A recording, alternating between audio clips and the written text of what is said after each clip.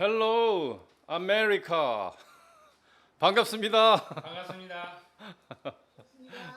네, 반갑습니다. 이제 두 사람이 나왔는데 오늘 강사는 오동석 저고요. 옆에 계신 분은 나는 박물관 간다 공동 저자 김용호 작가입니다. 반갑습니다. 일단은 약 7회에 걸쳐서 이 책이 16개의 챕터로 되어 있는데 가장 핵심되는 내용을 뽑아서, 그러니까 이제 사실은 이 강연이라는 게 이 공부하기 위한 게 아니고요. 이 책을 쉽게 읽을 수 있는 그 바탕을 저희가 이렇게 제공해 드리는 겁니다. 그래서 최대한 쉽고 좀 더 이제 알차게, 이 너무 깊은 내용 빼고 하여튼 이 작가가 이 책에서 무슨 이야기를 하려고 하는구나를 아주 쉽게 파악할 수 있게 딱 그 정도 선에서만 강의를 하겠습니다. 그래서 저는 이 강의라기보다도요, 이 여행을 같이 떠난다 생각하시면 딱 좋겠다는 생각입니다. 제가 아무래도 이제 여행 작가이고 또 인문학적으로 이제 여행을 많이 하기 때문에 뭐 드릴 말씀은 굉장히 많지만 어쨌든 가장 이제 핵심적이고 필요한 내용만 딱 골라서 이렇게 듣는다 이렇게 생각하시면 되겠습니다. 그래서 부담 갖지 마시고 공부한다는 생각하지 마시고 그냥 가볍게 오늘은 서울 여행을 하겠구나, 옛날에 갔던 그 장소도 있을 거고요, 오랜만에 또 느껴보는 그런 것도 있을 것 같습니다. 자, 잠시 인사 좀 해주시죠. 네. 반갑습니다. 네. 같이 이제 그 책을 쓴 김용호라고 합니다. 이 책을 쓸 때는 뭐 여러 가지 이유가 있었겠지만은 이제 오동석 작가님이랑 같이 박물관을 여러 번 같이 그 가이드 비슷하게 이제 진행을 했던 경험들이 있는데요. 그 경험 속에서 과연 우리 문화 유산을 어떻게 재밌게 이야기를 할 수가 있을까? 그다음에 좀 더 강렬한 우리 문화 유산에 대한 그 담겨 있는 어떤 뜻 혹은 재미있는 이야기들을 어떻게 전할 수 있을까 고민하고 여러 가지 하다가 이제 이렇게 책까지 나오게 됐습니다. 이 안에서 여러분들과 우리가 또 재미있는 혹은 흥미로운 혹은 또 충격적인 이야기들을 다룰 수 있는, 혹시 같이 이야기할 수 있는 이 기회를 또 이렇게 마련해 주셔서 진심으로 감사하다는 말씀을 드리고요. 오늘은 또 오동석 작가님이 좀 더 재밌게 또 진행할 수 있을 것 같습니다. 감사합니다. 네, 이 책을 쓰게 된 소감 말씀을 해주셨는데요. 저 역시 마찬가지로 저는 이제 전 세계 한 100개국 소개해드린 대로 한 100개국 정도 다니면서 이 우리나라에 있을 것 같은 또 우리의 그 정신문화와 비슷한 것 같은 것들을 제가 굉장히 많이 보고 다녔습니다. 그런데 이게 해설이 안 되고요, 또 그 상징을 누가 설명을 해주지도 않고, 그래서 이거 직접 내가 써야 되겠다. 그리고 이게 그 우리나라 박물관에 와 보니까 다 있는 그 내용인데 우리나라에 있는 이 문화유산만 알아도 전 세계 다니면서 그 나라의 그 역사 문화를 이제 이해하는데 전혀 이렇게 지장이 없겠다라는 것을 이제 알게 됐습니다. 그래서 이제 책을 쓰게 됐고요. 김여호 작가가 이제 말씀해 주신 대로 오늘 이렇게 그 미주 전역에서 뭐 강연에 참석을 해 주셔서 대단히 그 감사를 드립니다. 여기 보니까 굉장히 많은 지역에서 이제 참여를 하고 계시네요. 워싱턴, 뉴욕, 뉴저지, 시카고, LA, 샌프란시스코, 덴버 등등. 거기 계신 이제 동포 분들께 일단은 오늘 참여에 감사의 말씀을 드리면서 시작하도록 하겠습니다. 그럼 저는 이만 자리를 마치겠습니다. 네. 자, 뭐 저에 대한 뭐 자세한 소개는 이제 안 드린 이유는 이제 요즘 이제 검색 엔진이 이제 유튜브잖아요. 뭐 미국에서 뭐 구글로도 많이 하실 텐데 한국에서는 아직도 이제 네이버가 좀 대세인 점이 있습니다. 네이버에 인명을 등록을 하면 저 사람이 좀 이렇게 한국에서 이렇게 활동을 하는구나 이렇게 얘기를 합니다. 그래서 네이버에 오동석 치면 전국의 오동석 중에 전 세계 오동석 하여튼 네이버에 등록된 오동석 중에는 7년 연속 1등을 지금 하고 있습니다. 여기 보시면 그 클릭을 하면은요, 그 제가 뭐 무슨 책을 쓰고 뭐 방송에 뭐 나오고 기타 등등 어떤 활동을 하고 있다, 심지어는 이제 블로그 등등이 나옵니다. 자, 요 책 최근에 여기 지금 김석 그 회원님을 비롯해서 미국에 계신 여러분들께서 이제 번역을 해주셨습니다. 제가 뭐 번역할 실력은 절대 안 되고요. 네, 그래서 정말 이제 대단하신 분들이 이제 번역을 해주셔가지고 3년의 인고 끝에 이제 출산을 하게 됐는데 정말 너무나 감격스럽고요. 저한테 이런 그 일이 있을 줄은 이제 몰랐습니다. 네. 자, 그래서 오늘 그 저의 주제는 이 고인돌과 이 천상열차 분야 지도에 관련된 그런 내용을 이야기한다고 말씀드렸는데 이 책에 담겨 있는 내용은 핵심적으로 이렇습니다. 세계 최고, 세계 최초, 세계 최다 우리나라의 그 문화유산들입니다. 세계 최고, 세계 최초, 세계 최다. 굉장히 많아요. 저기 뽑아 보니까 한 46개 정도 되는데 그거를 다 말씀드리는 건 아니고 가장 이제 핵심적이고 중요하고 이것만큼은 대한민국 사람이면은 반드시 알아야 되는 그런 내용이다 생각하는 것들을 이번에 말씀을 드릴 텐데, 자, 지금 시간에는요. 우리나라 고인돌이 그 한 4만 뭐 몇천 개 있습니다. 전 세계 고인돌 6만 개인데 한 4만 몇천 개 있거든요. 그러니까 최소 70% 이상의 그 우리나라 고인돌을 갖고 있는데 이 고인돌이 최대 미스테리는 뭐 거기 나오는 이제 출토물이 아니고요. 거기 상판에 있는 이 별자리죠. 별자리. 근데 이 별자리가 아주 정확한 별자리예요. 뭐 4,900년, 5,000년 전에 이 상판에 별자리를 그렸는데 이거 사실은 이제 뚫어서 이렇게 동그랗게 만든 거죠. 이렇게 별이 밝기가 밝으면 크게, 밝기가 흐리면은 작게 이렇게 해서 별자리를 만들었는데 왜 별자리를 만들었을까 이거죠. 예. 그러니까 별자리를 만들었다는 건 엄청난 고대의 이 대단한 문화를 영유했다는 건데 그거에 대한 이 의문점이 굉장히 많이 들더라 이겁니다. 근데 그 별자리를 만드는 문화가 고조선에서부터 시작된 그 문화가 고구려, 그다음에 고구려의 문화를 받은 이제 고려를 거쳐서 조선에 이르러서 천상열차 분야 지도로 이렇게 나타났는데 사실은 천상열차 분야 지도 하나만 알면 왜 이렇게 우리 조상님들께서 별자리에 집착을 할 정도로 많이 별을 관찰하고 또 기록을 남기셨고 또 이 별자리가 의미하는 게 뭔지 이렇게 알게 됩니다. 그래서 사실 이 별자리에서 시작된 우리의 문화, 어쩌면 정신 문화 뭐 이런 것들을 오늘 살짝 이렇게 한꺼풀만 이제 걷어볼까 생각합니다. 사실은 이제 이 별자리에서요, 이 풍수도 나오고요, 명당이라는 이야기죠. 풍수도 나오고 음양 오행도 나오고 기타 등등 천자 문화도 나오고 합니다. 이 하늘에 이제 천신이 있고 땅에는 이제 천신을 대행해서 지상을 다스리는 전 세계 모든 나라에 있었던 천자 문화가 거기서 나오거든요. 그래서 그거를 살짝 알려드릴까 합니다. 자, 그래서 우선 서울 여행부터 먼저 떠나보겠습니다. 남산 최근에 가보신 분? 남산. 남산 처음 들어보시나요? 그러면 목멱산 가보신 분? 야, 이거 뭐 아무도 없다 이거죠. 옛날에 가보셨죠? 옛날에 안 가보셨어요? 다 서울 출신인가? 서울 사람이면 남산 안 가는데 저는 제주도 출신이라 최근에도 남산을 부지런히 올라가고 있습니다. 남산 구경부터 한번 가보겠습니다. 자, 서울 구경 1920년대 나온 노래 중에 이런 게 있죠. 시골 영감 처음 가는 기차 놀이다. 이게 참. 자, 시골 영감 미국에 계신 교포분들 처음 오르는 케이블카 미국 남산 케이블카 놀이입니다. 제가 찍어서 음악을 좀 집어넣었고요. 최근의 모습이에요. 원래 이 케이블카는 누가 독점을 하고 있었냐면 기본적으로 중국, 그다음 동남아였습니다. 가보면은 길이 한 200m 정도 쫙 이렇게 줄 서가지고 이거 타려고 이렇게 많이들 기다리고 계셨는데 작년 이후로 코로나 때문에 아주 텅텅 비었습니다. 그래서 아주 그냥 가자마자 바로 탈 수 있는 멋있죠. 자, 지나가겠습니다. 야, 이 서울은 진짜 멋있어요. 제가 이제 100개국 다녔습니다 하면은요 사람들이 물어봅니다.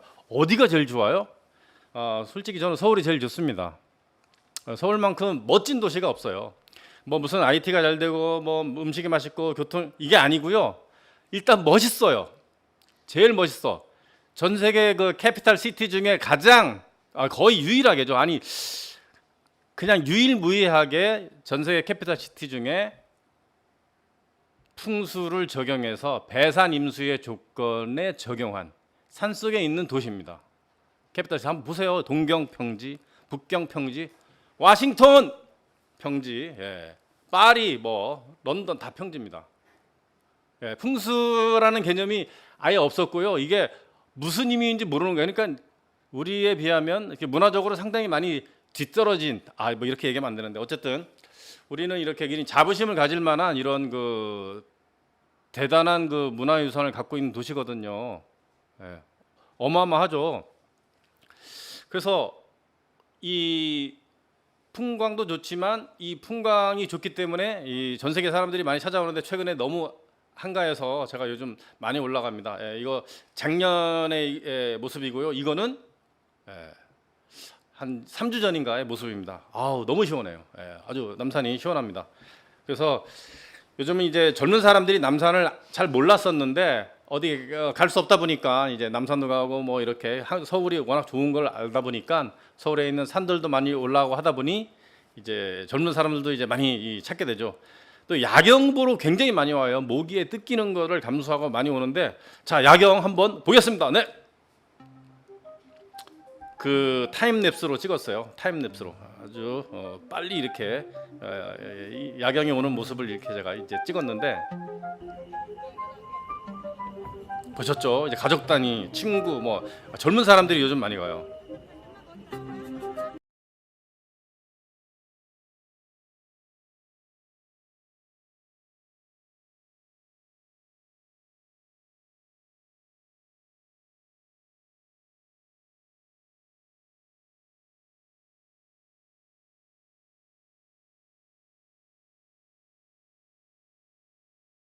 여기까지입니다. 예, 짧지만 하여튼 강력하게 서울의 야경을 보셨는데요.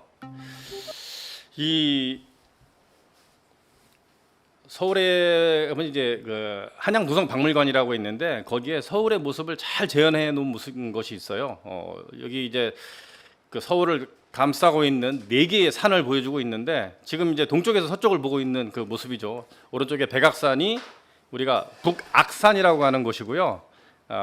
이쪽 북쪽이고요. 왼쪽에 그 남산 목멱산이라고 하는데 목멱은 왜 발음도 좀 어려운데 옛날에 이제 그 목멱대왕이라고 하는 분을 모시는 신사가 있었어요. 산신이죠. 이게 이제 그 잘 살게 해주십사 해가지고 빌었던 그런 사당이 있었대요. 그다음부터 이제 목멱이라고 했는데 이 목멱이라는 말은 그 원래 앞산이란 뜻이죠. 어쨌든 이제 남산이 있고요. 그다음에 그 동대문 옆에 낙산이라고 있어요. 낙타의 등같이 비슷하다 그래서 낙산이라고 하는데 그래서 낙타산 또는 타락산 이렇게 얘기하고 백악산 바로 옆에는 그 유명한 인왕산, 뭐 인왕산 호랑이 할 때 인왕산이 있습니다. 이게 4개의 산이 서울을 팍 이렇게 감싸고 있는데 여기 이렇게 그 아주 멋있는 물이 흐릅니다.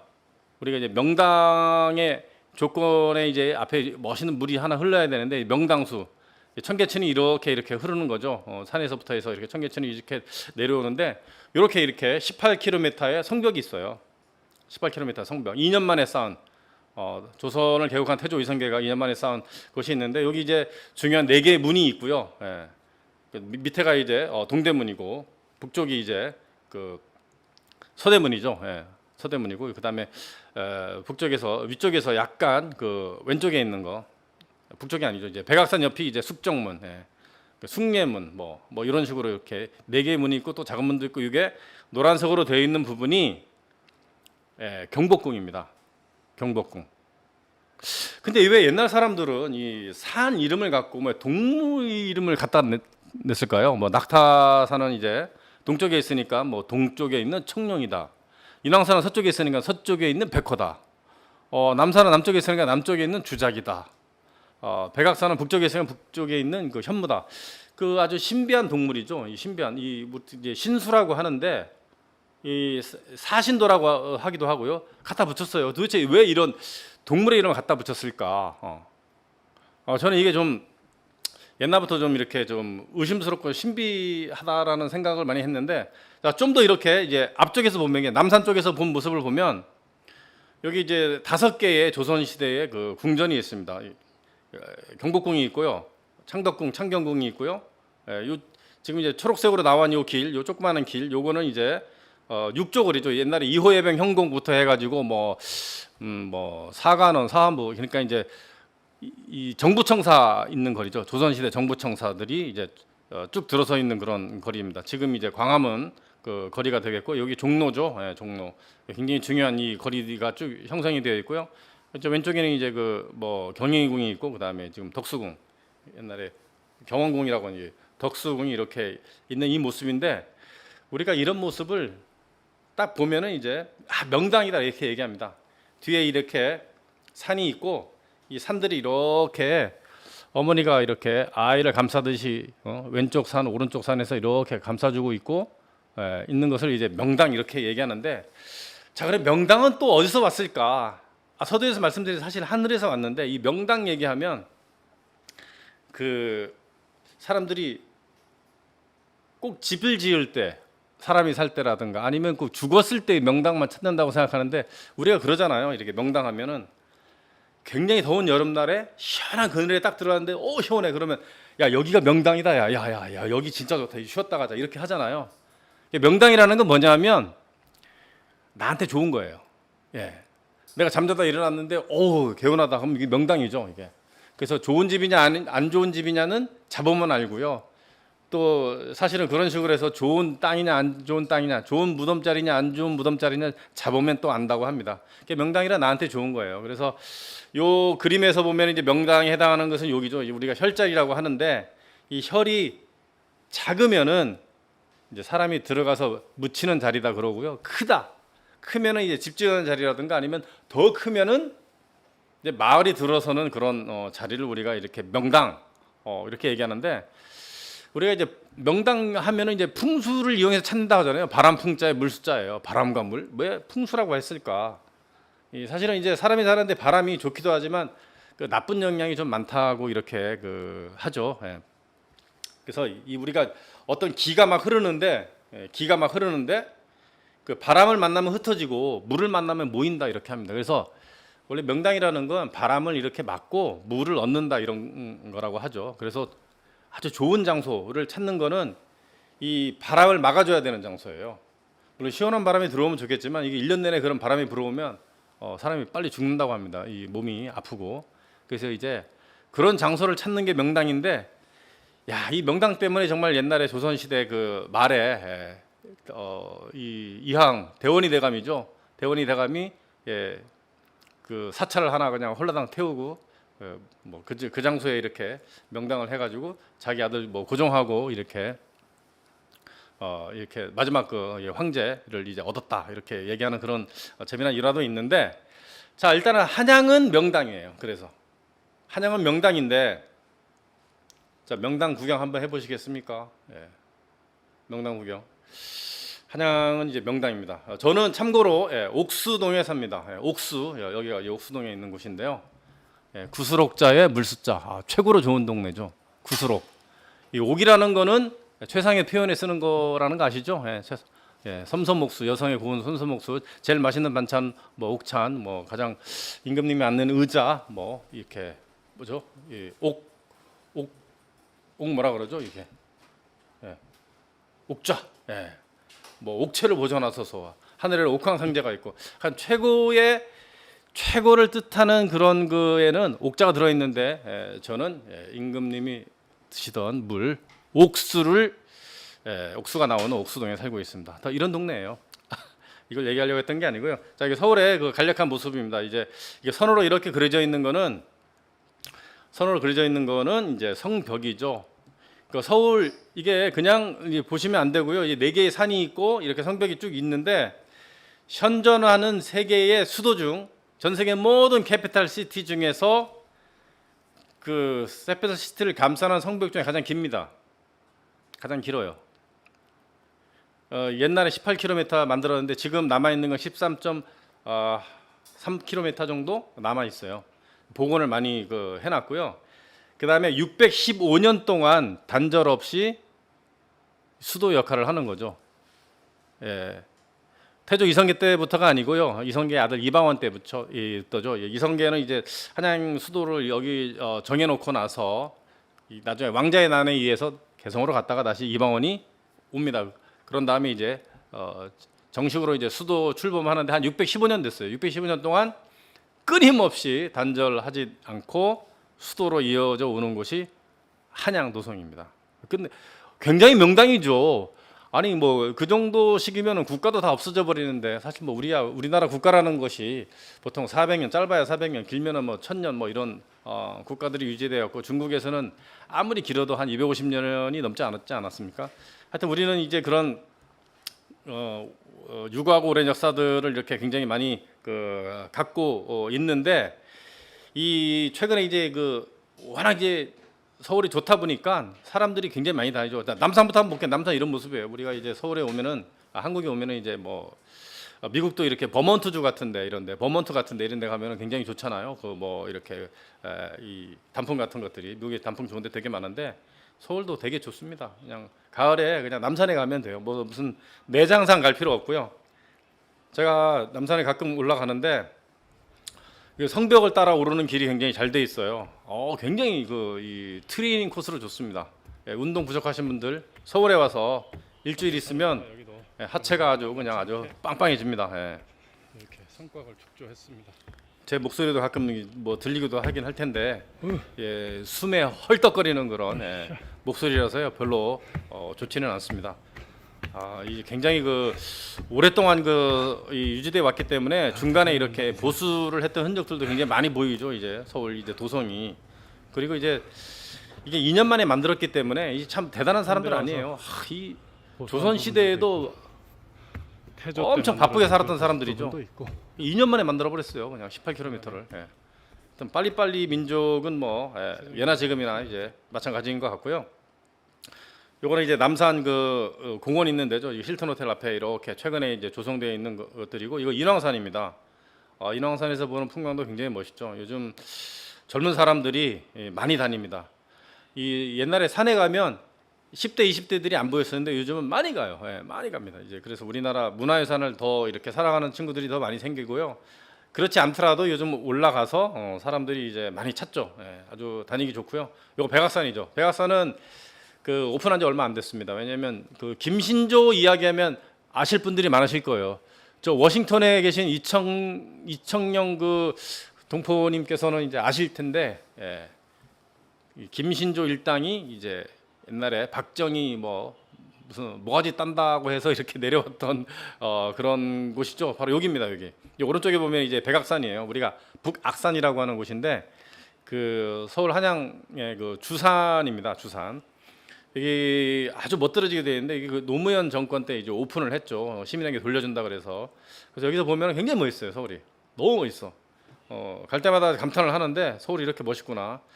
자, 이 서울에 이제 바람 소리 이렇게 바람이 센 풍수가 안 좋은 데는 이제 집 지어서 살면 안 됩니다.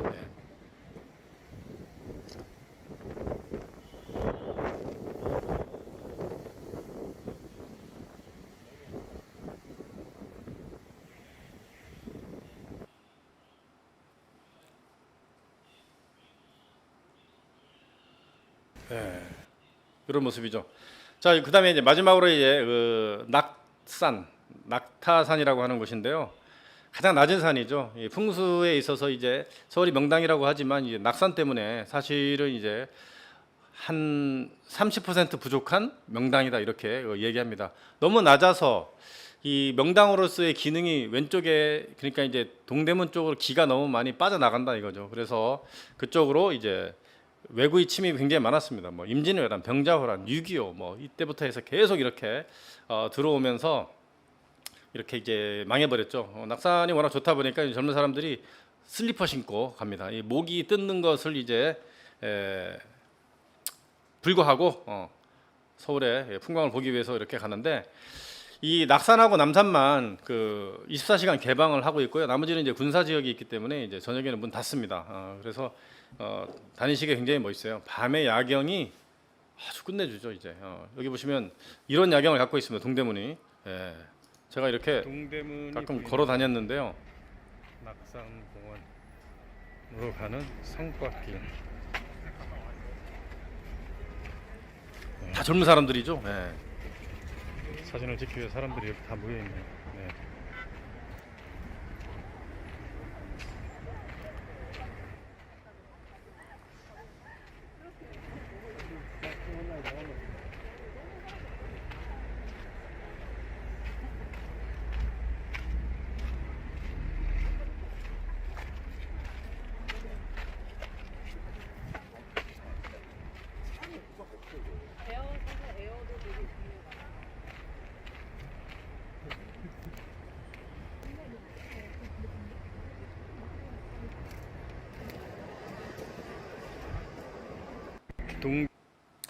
자, 서울 구경 잘 하셨습니까?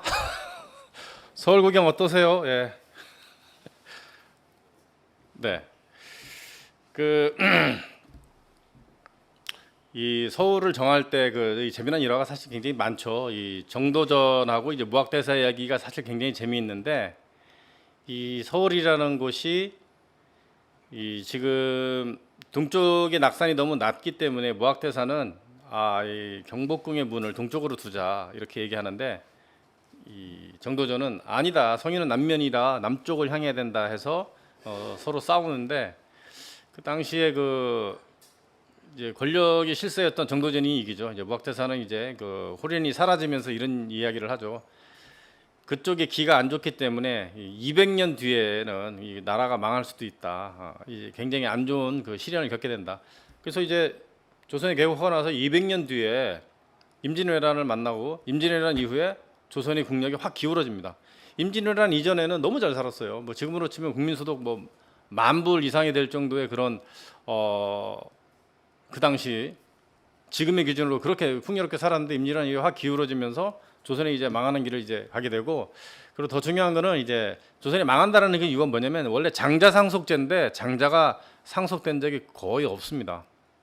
태조 이성계 바로 이후에 정종 이후에는 이제 거의 뭐 장자가 아닌 뭐 하여튼 뭐 희한한 사람들이 이렇게 이제 왕이 되는 그런 결과를 자 이제 명당이자 고인돌이라고 했는데요.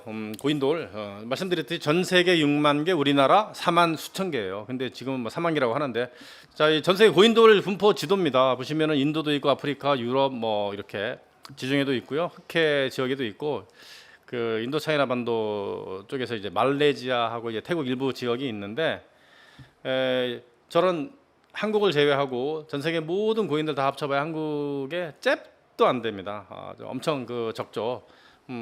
뭐 그래도 이제 한번 다른 나라의 어떤 고인돌인지 한번 본다면은 이제 가장 대표적인 프랑스죠. 이제 캬르낙, 프랑스 서쪽에 브루타뉴 지방인데 그쪽에 이제 뾰족 튀어나온 그런 곳이거든요. 이 지중해 쪽으로, 아니 대서양 쪽으로.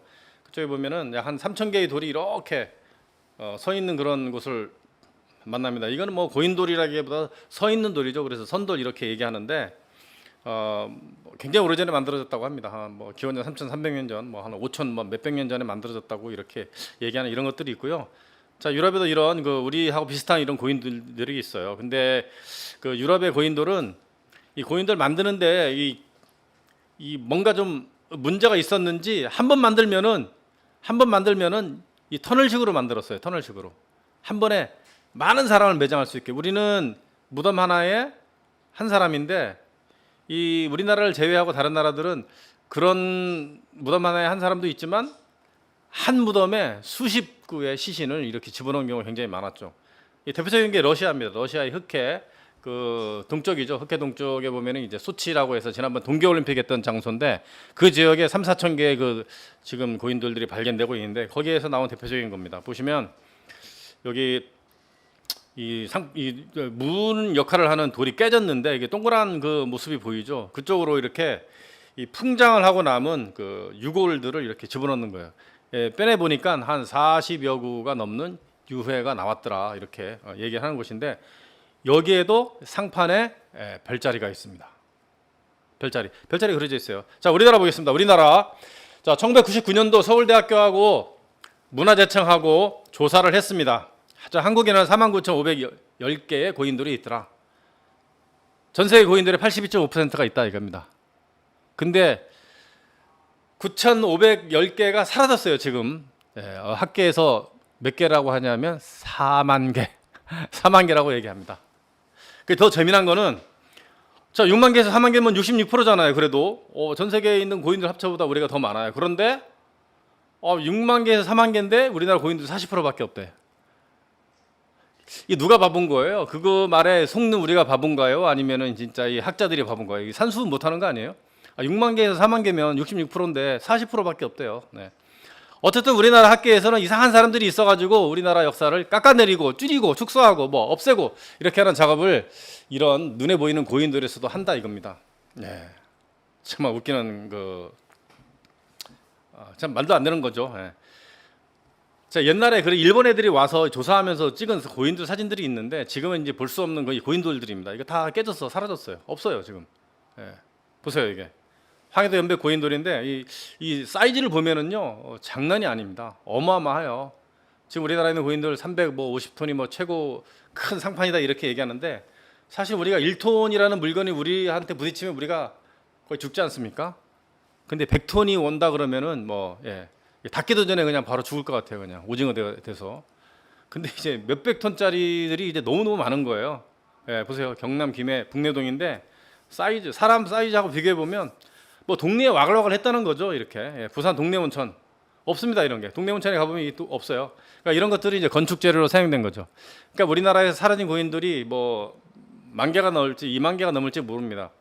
지금 제주도 같은 경우에도 가보면은요 고인돌 내가 다 다니면서 조사를 했는데 밭 한가운데는 없습니다. 집 있는 데 없고요. 밭과 밭 경계선, 도로와 밭 경계선 이런 데만 있어요. 그러니까 그 한가운데 있거나 아니면은 이제 도심에 있는 것들은 이제 건축 재료로 이미 다 사용됐다는 거죠. 근데 그런 것들이 너무 많아서 다 사라졌고요. 자, 이거 보세요. 야, 대단하잖아요. 황해도 운율 운산리에 있는 고인돌. 이게 일본 장교예요. 장교가 이렇게 딱 써서 이 사이즈를 확인하기 위해서 했는데 이 정도로 큰 것들이 굉장히 많았다 이겁니다. 어마어마하죠. 근데 이런 데 다 이렇게 별자리 있을 텐데 이게 다 사라진 거예요 지금. 없습니다. 자, 이거 우리나라 대표적인 그 고인돌입니다. 강화도에 가면 있는 그 고인돌인데요.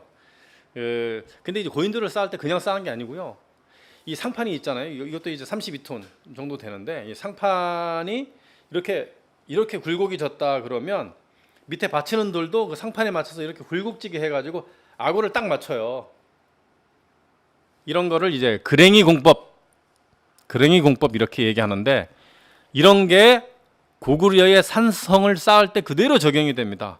고구려의 산성을 쌓는데 산이 이런 모습이 됐다 그러면 돌도 그런 모습으로 잘라가지고 이렇게 꽉 아구를 맞추는. 그러니까 이런 게 우리 장점이었던 것 같아요. 이 배를 만들 때도 옛날에 우리는 이제 이순신 장군이 그냥 일본 배를 받아버리잖아요. 받아버리면 일본 배는 다 깨져버리는데 어떻게 했냐면 못질을 안 하고 그냥 이렇게 꽉 맞춰가지고 물에 불리면 이게 단단해져가지고 이게 부서지지 않지 않습니까? 그러니까 이런 것들을 되게 잘했던 것 같아요. 뭐 조선 시대에 와도 마찬가지고요. 모든 돌들이 다 그런 식으로 이렇게 쌓았고 그런 흔적이 되게 많이 보이죠. 자, 고인돌 가장 재미나게 방문할 수 있는 이 고인돌 지역이 강화도에 있는 오상리에 있는 그 고인돌인데 여기에는 이제 고인돌 노래가 있습니다. 우리나라에서도 강화도에 만든 고인돌 노래인데 이 소리는 잘 안 들리실 거예요. 소리는 잘 안 들리는데 내용은 이렇습니다. 전 세계 6만여 개, 우리나라 3만여 개, 그 중에 160귀 강화의 자랑. 뭐 이런 내용이에요. 보시면 여기죠. 강화 고인돌의 노래. 제가 책을 쓰고 강화 고인돌의 노래를 딱 넣었는데 갑자기 이 강화 고인돌의 노래가 사라졌어요. 고인돌 공원에서 사라져 버렸어요. 어떤 의도인지 모르겠지만 하여튼 사라졌어요. 이걸 찾는데 한참 걸렸습니다. 한 2년인가 걸렸어요. 봤더니 오상리에 있더라고요. 강화도에도 보면 고인돌이 되게 많거든요. 여기 되게 많은데 오상리가 이렇게 재미나게 이렇게 이 몇 개가 있어요. 그래서 제가 좀 화가 나가지고 고인돌을 좀 제가 한번 들어서 옮겼습니다. 네, 한번 옮겨봤습니다. 죽어도 안 되더라고요. 끔쩍도 안 합니다. 참고로 저 전라도 지역에서 6.7톤이 되는 이 고인돌을 이제 끄는 거를 한번 제안을 했는데 6.7톤이 돌을 끄는데 몇 명이 끌어야 되냐면 76명. 76명이 끌어야 돼요. 6.7톤. 근데 보통 대부분이 고인돌 상판은 뭐 6.7톤 되는 것도 있고 안 되는 것도 있는데 넘는 게 너무 많죠. 보통 수십 톤에서 수백 톤짜리가 너무 많으니까. 그러니까 이 고인돌이 있는 곳은 사람이 굉장히 많았다는 거죠. 또 실제로 고인돌이 있는 곳을 보면은요, 이 바다에 접근하기 쉽고 이 농사가 잘 되는 곳이에요. 사람이 굉장히 많이 살 수 있는 그러니까 이제 문화와 어떤 문명이 생길 수 있는 우리가 이제 중국에 있는 그 이제 홍산 그 요하강 일대에 있는 홍산 문명도 보면 굉장히 살기 좋은 곳에 그 사람들이 모여서 만들었다는 걸 알 수 있고 거기에 초기 그 이 고인돌 형태 비슷한 것들을 만들어서 묻은 다음에 요하강을 넣으면서 고인돌이 모습이 나타나기 시작합니다. 한반도로 쭉 이렇게 이어져 내려옵니다.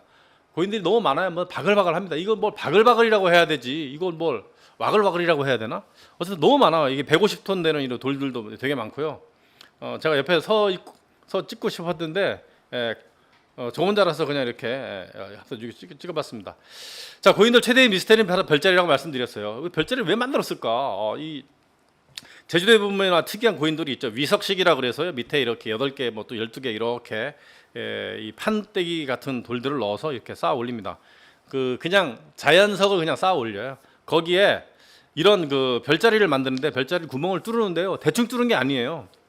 아주 그냥 매끈하게 무슨 뭐 쇠구슬 같은 걸로 했을 것처럼 해서 뚫었더라고요. 그 별자리 있는 부분에 제가 동전을 넣어봤습니다. 그 제주도 고인돌에는 별자리 있다라고 하는 거를 이제 아는 사람도 거의 없고 고인돌 어디 있는지 잘 모르죠. 이렇게 만들었어요. 이렇게.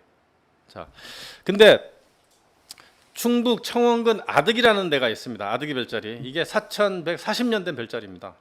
예. 북두칠성이 딱 있죠.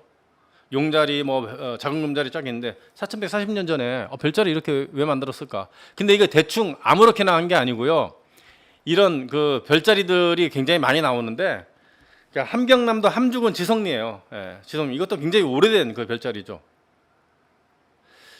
그 박창범 교수라는 분이 있습니다. 이제 서울대학교에 계실 때 이분 천문학자인데 굉장히 유명한 천문학자거든요. 이분이 컴퓨터 프로그램을 돌렸어요. 요즘은 뭐 간단하게 뭐 한 10만 원짜리면 이제 천문 프로그램을 돌려서 과거로 거슬러 올라갈 수 있다고 하더라고요. 근데 해봤더니 그리고 고구려 무덤 속에 있는 별자리와 같이 이렇게 돌려봤더니 그 당시에 그러니까 4100년 뭐 3300년이면 3300년 전에 별자리하고 거의 유사하더라. 그래 이거는 완전히 천문을 관측해서 그렸다, 새겼다 이렇게 하는 거예요. 네. 최근에 발견된 우리나라에서 가장 오래된 별자리는 평안남도 뭐 증산군 영덕리라는 곳인데 4,900년 됐습니다. 최근에 평양에 5,000년 된 것도 발견됐어요. 근데 그거는 이제 정확히 이제 어떤 별자리인지 확인이 안 됐는데 이게 세계에서 가장 오래된 별자리예요. 세계에서 가장 오래된 별자리. 네. 그 전에는 그 메소포타미아의 한 3,200년 전인데 그 토지 경계비라고 하는 사실 별자리도 아니죠. 그냥 이게 별을 모습을 이렇게 표시해가지고 이 토지의 경계를 나눈다 이런 건데 별자리도 아니고 우리와 같은 어떤 그 정신 철학을 갖고 만든 건 아닌 거죠. 그럼에도 불구하고 서양에서는 그게 가장 오래됐다고 하는데 우리는 그보다 훨씬 더 오래된 것들이 너무 많아요. 최소 300개의 그 고인돌에 현재 최소 300개 고인돌에 이제 별자리가 이제 발견이 된 거죠. 별자리를 왜 관측해요? 아니 그 우리 상식적으로 생각하면은 그냥 일반적인 사람들의 상식으로 생각하면 별자리를 이 당시 이 청동기 시대인데 막 그냥 이제 동굴 속에 살고 막 움집에 살고 이렇게 하고 정말 원시적으로 먹고 살기 바빴을 것 같은데 예? 이거 왜 만들었겠냐 이거죠. 예. 근데 고구려에도 보면은 이제 그런 건 뭐 기본적으로 다 있죠. 고구려에도 이제 80개 이제 우리 무덤이 발견됐는데 이 별자리 그림이 그려진 것이 이제 24개 이상 이제 발견이 됐죠. 예. 항상 이제 북두칠성이 그려져 있어요. 예. 좀 더 자세히 하면 이런 거죠. 왼쪽에는 이제 태양새 삼조고가 있고 오른쪽에는 이제 달의 옥토끼하고 이렇게 이 두꺼비가 있는데 이 두꺼비 다리 숫자하고 이렇게 삼조고를 합치면은 7이라는 숫자가 나와서 이것도 이제 북두칠성을 상징한다 하는데 왜 북두칠성일까? 하필 왜 북두칠성일까 이거죠. 여러분 우리가 사람이 죽으면은 돌아가셨다고 합니다. 뭐 가끔 이제 이거 죽을 것 같다 그러면 이게 진짜 돌아가시겠네 뭐 이러잖아요. 그러니까 어디로 돌아가시겠다는 겁니까 도대체? 북두칠성으로 돌아가겠다고 하는 거잖아요. 북두칠성에서 왔다고 생각했기 때문에. 그래서 옛날에 지금은 사라졌는데 최근에 시골 어딘가에 가면 이 모습을 하고 있어요. 저희가 어릴 때 이 나무를 팔았거든요. 그래서 아침에 이거를 사러 오는 사람이 있어요. 이게 칠성판이라고 하잖아요.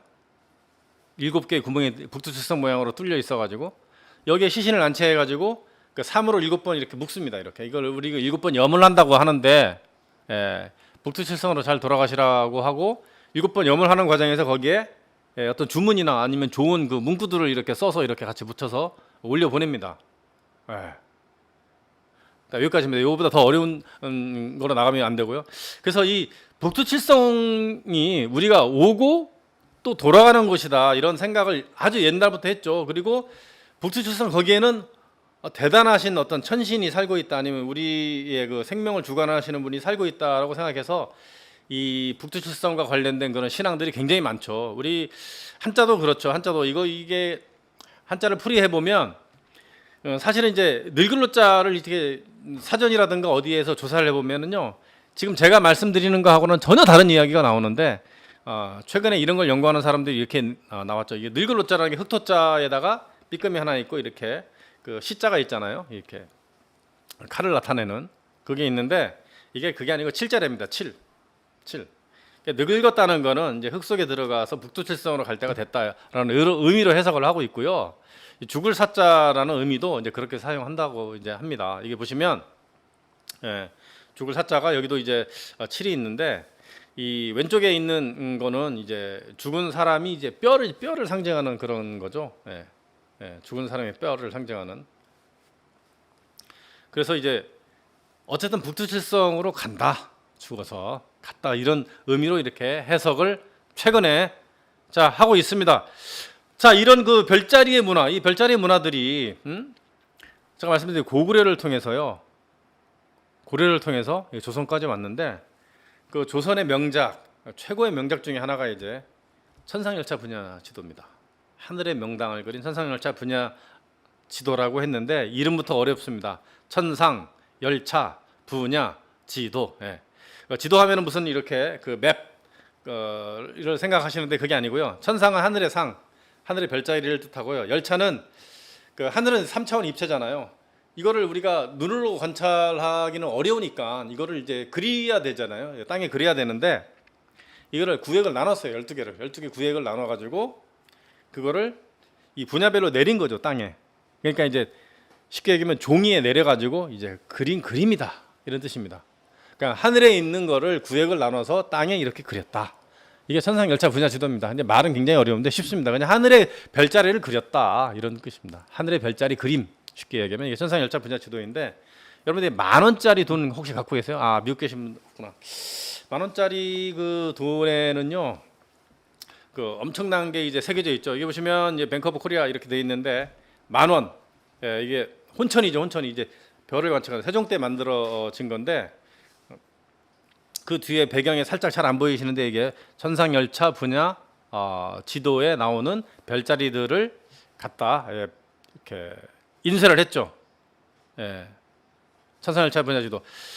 자, 원래는 이제 고구려 때부터 내려오는 이런 문화들이 이 천상열차 분야 지도와 같은 것들이 있었는데 보통 돌에 새겼습니다. 오랫동안 남기기 위해서 돌에 새기는 거예요. 그래서 돌에 새겼다 그래서 석각 이렇게 얘기하는데 원래는 고구려에 새긴 석각 그 비가 있었는데 옛날 전쟁 중에 그게 강물에 빠져서 사라졌답니다. 그래서 조선을 개국하면서 가장 먼저 해야 되는 일 중에 하나가 하늘의 별자리를 그려가지고 하늘의 명령을 받아야 되는데 하늘에서 어떤 일이 일어나는지 이제 알아야 되는데 이게 천신의 명령을 받고 내려와서 지상 세계를 다스리는 입장에서 천신이 어떤 뭐 명령을 하다라고 하는지 보기 위해서는 이 별자리를 봐야 되거든요. 별자리 그 변하는 모습, 색깔이 변하는 모습, 아니면 이제 일기가 어떻게 변하는지 이걸 봐야 되는데 별자리 그림을 그릴 수 있는 그 근거가 사라져 버렸어요. 근데 어떤 사람이 그 탁본을 가져온 거죠. 탁본을 딱 갖다 바친 거죠. 그래서 이거를 이제 만들 수 있는 근거가 됐는데 그 당시에 이걸 만들 수 있는 사람이 없었죠. 그 당시 당대 최고의 이 천문학자 유방택이라는 사람이 있었는데 이 사람은 고려 사람입니다. 조선의 왕을 섬기지 않겠다 그래가지고 시골로 내려가 버렸어요. 그래서 이 사람을 반강제로 이렇게 데려와가지고 이걸 만들게 했죠. 자, 여기 그림에서 보면 이제 두 개의 그 어떤 돌덩어리가 있는데 앞에 있는 거는 이제 태조 이성계 때 만들어진 이 천문도 그려져 있는 돌멩이고요. 거의 사라졌어요. 이거 이제 까만색인데 백두산에서 가져온 흑요석입니다. 흑요석. 예. 그게 만든 거고 뒤에는 이제 숙종 때 만든 건데 숙종 때 만든 거는 잘 남아 있어요. 이게 뭐 그 형편 없이 그 어린이들 그 미끄럼틀이라든가 도시락 까먹는 그 돌판이었는데 이게 발견이 돼가지고 지금 이제 국보로 지정이 되어 있습니다. 보시면은 자세히 보이실 텐데 이 사진 찍는 것도 되게 어려웠습니다. 한 수십 장 찍고 이게 나왔는데요. 특징이 있죠.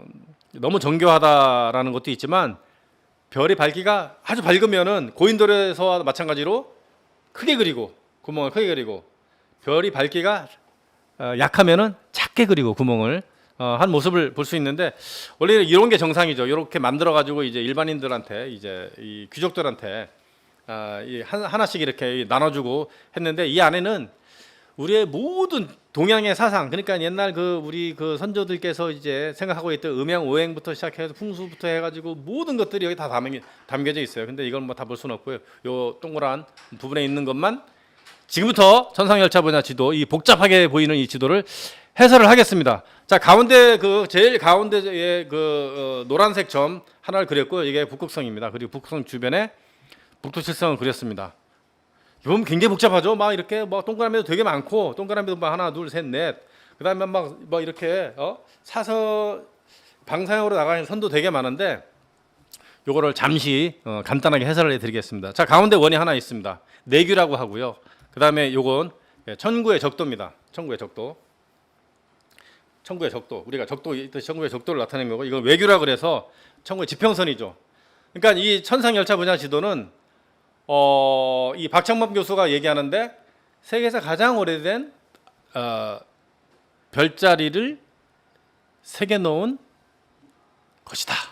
이렇게 얘기합니다. 이게 왜냐하면 고구려 별자리가 이제 이 가운데에서 멀어질수록 이제 고구려 시대에 만들어진 별자리이고요. 이 안쪽에 갈수록 조선에, 그러니까 지금의 한양 도성 거기서 관찰한 별자리를 그렸기 때문인데요. 그래서 이거를 과거로 거슬러서 역시 박창범 교수가 프로그램을 돌렸더니 중국에 있는 별자리 그림보다 훨씬 오래된, 최소 100년 이상 오래된 별자리를 그린 그림이다. 그래서 세계에서 가장 오래된 전천 천문도다.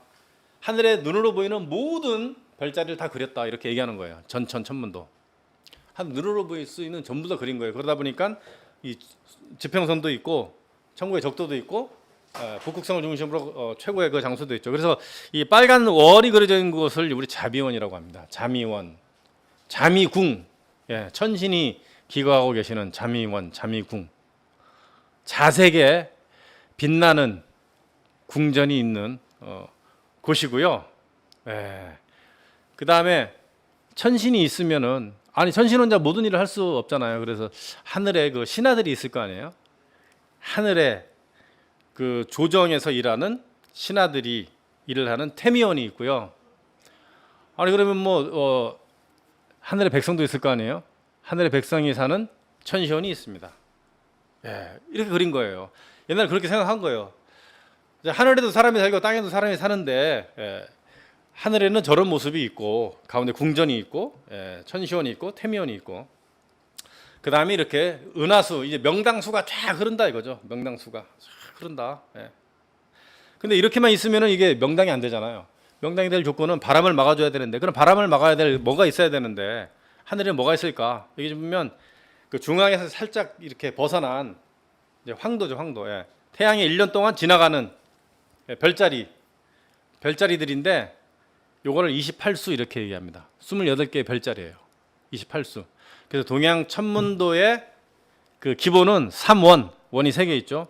그다음 28수 이렇게 얘기하는데 좀 더 이렇게 28수를 집중적으로 보자면 그러니까 자미원을 중심으로 해서 28개의 방사형 선이 쫙 이렇게 나갑니다. 보면 방사형이 넓기도 하고 좁기도 하고 한데 이게 28개의 별자리가 크면은 좀 넓고요. 작으면은 좀 좁고 이렇게 만들었습니다. 근데 이 28개가 어떤 역할을 하느냐? 그냥 28개 각각의 어떤 역할을 해서 지상세계에 내려오기도 하고 그 역할을 하기도 하는데 28개가 뭉쳐요. 7개씩. 이렇게 뭉쳤습니다. 이렇게. 지상에 내려오면 동서남북이 되겠죠. 동서남북으로 뭉친 거예요. 그래서 이 뭉친 것들이 뭐가 되냐면요. 바로 그 유명한 청룡백호 주작 현모가 되는 거예요. 예. 그래서 지상에 내려오면 동쪽엔 동청룡, 서쪽엔 서백호, 남쪽엔 남주작, 북쪽엔 북현모 되고 이렇게 예. 이제 명당이 형성이 되고요. 그런데 이제 이 천신의 명령을 받아서 이 지상을 다스리는 그 지상의 천자, 보통 우리 천자라고 하면 천신의 명을 받고 뭐 1월 지자, 뭐 황천, 지자 뭐 이런 식으로 하거든요. 그 천재 지자 해서 뭐 광개토도왕도 그렇고 뭐 장수왕도 그렇고 역대 그런 왕들이 대단한 왕들이 나는 하늘의 천신의 아들이다 이런 천자 사상을 갖고 있는데 이 천자 사상은 동서양이 똑같습니다. 그 미국은 이제 뭐 없겠죠. 왜냐하면 그 인디안 문화가 이제 유럽인들이 와서 이렇게 했기 때문에 그런 문화 없는데 유럽은 너무 많이 남아 있어요. 뭐 이집트만 하더라도 나는 이제 태양신의 아들이다 하잖아요. 전부 다 파라오가 태양신의 아들 해서 그런 이야기를 되게 많이 하는데 심지어는 이제 우리 그 파리에 가면은 이제 이 베르사유 궁전이 있습니다. 베르사유 궁전을 만든 루이 14세 같은 경우에 나는 이제 태양신이다. 나 스스로 이제 뭐 태양신의 아들이다. 뭐 스스로 뭐 태양신이다. 뭐 이런 식으로 얘기하기도 했는데 어쨌든 그런 천자 문화들이 되게 많이 남아 있어요. 네. 피와 살을 가진 뭐 이 신의 아들 뭐 태양신 나 루이 14세 뭐 이런 식으로 이렇게 얘기하기도 하는데 하여튼 그 신의 명령을 받아서 지상 세계를 다스리려면 지상에서도 명당이 돼야 되잖아요. 명당. 예. 지상의 명당을 내렸습니다. 이렇게. 예. 이게 그 평창 올림픽 때 그 모습인데 역대 올림픽 중에서요. 이 평창 올림픽 개막식처럼 우리나라의 문화를 가장 잘 설명한 건 하나도 없습니다.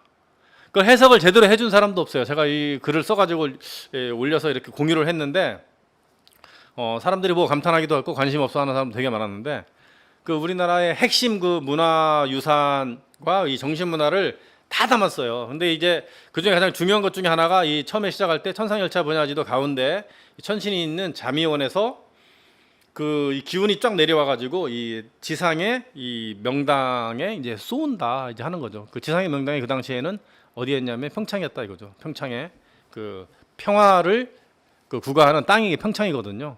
평화를 논의하는 땅이 평창이라는 뜻인데 그렇게 되는데 경복궁도 마찬가지예요. 지상 세계를 다스리는 천자가 있는 경복궁이 이 명당인데 이 명당이 하나 딱 있는데 명당이 될 조건이 뭡니까? 아까 얘기했지만 이제 산이 있어야 되는데 그 신수 청룡백호 주작 현모가 있어야 되잖아요. 근데 이제 하늘에 있는 28개의 그 별자리가 7개씩 나눠서 청룡백호 주작 현모가 됐는데 그 땅에 내려오면 어떤 형태가 되느냐? 땅에 내려오면 이제 산이 되는 거죠. 산이 돼서 경복궁을 감싸서 이제 명당을 이제 만들어 주는 거죠. 천신의 명을 받고. 그러니까 옥황상제님의 명을 받고 내려온 사람. 언제 내려왔는지 우리가 모르잖아요. 태어나면서 내려온 거죠. 태어나면서 딱 내려온 거예요. 내려오면서 이제 여기서 다스리는데 바로 이 청룡백호 주작 현모가 이렇게 산으로 나타난다. 라는 거죠. 여기 경복궁이 있고요. 여기 두 번째 원은 이제 창덕궁, 창경궁입니다. 사실은 이제 조선의 이제 주 궁전이라고 할 수 있습니다. 이 경복궁 같은 경우는 세종 이후에는 뭐 별로 사용해 본 적이 거의 없는데 뭐 화재가 나고 막 이런 식으로 해서 그래서 여기가 청룡백호 주작 이제 현모가 이렇게 되는 거죠. 이게 명당수가 이렇게 흐르고 이게 은하수입니다. 이게 은하수예요. 이게 명당이에요. 이게 풍수입니다. 이게 굉장히 간단하죠. 그러니까 하늘의 그 명당을 찾는 게 이제 그 이제 풍수이면서, 근데 지상에 내려오면 너무 복잡하죠. 산의 모습도 다양하고 산의 모습도 다양하고 뭐 바람의 부는 방향도 다양하고 물도 다양하고 해서 그거를 찾는 학문으로 이렇게 되어 있는 게 이제 동양 풍수인데, 자 그러면 이제 하늘에 자미원이 있고 태미원이 있고 천시원이 있는데, 그럼 지상에서는 어떻게 태미원과 천시원을 만들었을까? 어떻게 천시원과 태미를 만들었을까? 이렇게 보면 알 수 있죠. 이제 자 이제 청룡백호 현무가 있고 감싸 있고 여기 자미원이 있는데요. 경복궁이 자미원이 있는데, 그러면 이제 지상에 그 일하는 그 일꾼들, 정부 요원들은 어디서 일하느냐? 당연히 그 이 정부청사가 있는 데서 일하겠죠. 여기가 뭐냐면 육조거리입니다. 지금이 그 뭐 미국 대사관도 있고, 외교부도 있고, 정부청사가 있는 그 거리입니다. 옛날에 2호 예병 현공하고 그다음에 뭐 서울의 수도였던 한성부라든가 뭐 서한부 사관원 이런 뭐 검찰청이라든가 이 법원 이런 것들이 있었던 그런 곳이죠. 그런 곳이 이제 태미원, 태미원이 되겠고요. 그럼 하늘에 그 백성이 사는 곳을 땅에서는 어떤 백성들이 사냐? 여기 이 천시원입니다. 종로 와글와글 백화점이 있고 시장이 있는 곳이 이 천시원이 되는 거죠. 이렇게 만든 거예요, 이게. 하늘의 모습대로 만들었다 이겁니다. 그래서 자미원에 있는 지상의 자미원에 있는 임금은 뭐 최근에는 이제 오늘은 그 천신이 뭐 무슨 명령을 내리셨, 옥황 상제님께서 무슨 명령을 내리셨는지 한번 고해라 그러면 그 왕의 처소에서 아주 가까운 곳에 관상감이라고 있어요. 보다 상을 보는 어떤 그 관청이죠. 관상, 관찰하다 상을 보는 그런 관청이 있어가지고 일기예보에서부터 시작해가지고 뭐 일식 월식부터 시작해가지고요. 별이 색깔이 변하면 뭐 그런 거 있잖아요. 저 색깔이 변하면 전쟁이 일어난다, 뭐 한다, 뭐 이런 것들이 많이 나오는데 그런 거를 매일 보고하는 거예요. 매일. 네, 그런 일을 했다 이겁니다. 자, 그래서 여기에서 이제 이제 오행이 나왔다고 했는데, 그래서 이제 쉽게 우리 그 가운데 있는 거를 이제 토로 보고요. 토자리, 노란색 자리, 가장 중심 자리, 그 뭐 천신의 자리 또는 이제 임금의 자리 이렇게 얘기하고, 이거를 이제 청룡백호 주작 현무를 또 다른 쪽으로 해석하면 목화토금수 이렇게 되는데, 목이 동쪽이고요, 서쪽이 이제 가을 나타내니까 금이고요, 남쪽은 여름에 화고 북쪽은 이제 겨울에 이제 물을 나타내는 그 색으로 이렇게 하는데, 이 사실은 이거 하나만 알아도요 우리나라의 그 문화의 거의 모든, 그러니까 박물관에 있는 거의 모든 거를 해석을 할 수 있습니다. 이게 다예요 이게. 사실은. 근데 음행오행하면은 뭐 사람들이 뭐 야 이게 뭐 미신 같다, 무슨 야 무당이나 하는 짓 아니야, 뭐 이런 식으로 얘기하는 사람이 있는데, 그러면 이제 우리나라 모든 사람들이 무당이 자손이 되는 거죠. 이제 무당이 자손. 다 이런 식으로 이렇게 해왔기 때문에 박물관에 있는 모든 것, 우리 의식주, 삶과 죽음, 이게 모든 게 이 하나에 다 들어있다 이겁니다. 그래서 이 오방색 5가지 방위를 나타내는 색으로 다 표시를 하는데, 한의학도 여기서 나온 거 아니에요. 우리가 이제 신장이 안 좋다, 신장은 물을 관장하는데 신장이 이제 물수잖아요. 이제 검은색인데 신장이 안 좋으면 검은색 많이 드시라고 하잖아요. 검은 콩, 검은 깨, 그러면 낫는다, 건강이 좋아진다, 뭐 이런 식으로 얘기하고, 이 심장이 안 좋다, 심장이 안 좋으면 그쪽에 관련된 색깔이 붉은색이니까 붉은 거 관련된 걸 많이 먹어라. 뭐 예를 들어서 홍당무를 먹든가 이런 걸 많이 먹으면 낫는다, 이런 식으로 나온 게 한의학이에요. 굉장히 간단합니다. 그래서 이제 뭐 우리가 많이 먹는 비빔밥도 이런 식으로 나온 거고요. 비빔밥에 모든 색깔이 다 들어가 있잖아요. 우리 몸에 있는 모든 장기에 다 영향을 줘서 건강하게 할 수 있는 이런 거죠. 그래서 아까 얘기한 청룡백호 주작 현무가 이렇게 있는데, 이제 가운데는 그러면은 그 천시인의 대행자인 천자가 상징하는 게 뭐냐면 황룡입니다. 황곰이 될 수도 있고요. 진짜 천자 그 자체는 그 도깨비예요. 도깨비는 함부로 이게 표현을 못합니다. 그래서 보통 황룡으로 이렇게 얘기하는데, 이거를 어떤 덕목으로 해서 인의예지신 이렇게 얘기하죠. 목화토금수를 인의예지신 얘기합니다. 이거를 붙여서 이제 서울에 있는 4개의 문, 5개째 보신각을 만든 거죠. 이제 흥인, 동쪽이니까 흥인문이고요. 뭐 서쪽은 이제 뭐죠? 숭이문, 남쪽은 이제 숭례문, 예, 북쪽은 원래 그 지자를 붙인 거를 이제 쓰지 않았습니다. 저기 뭐 숙정문 이렇게 해서 이제 지자는 안 썼는데 나중에 이 지자를 붙인 문을 하나 만들긴 하죠. 예, 홍지문 이렇게 만들긴 합니다. 자, 그러다 보니까 이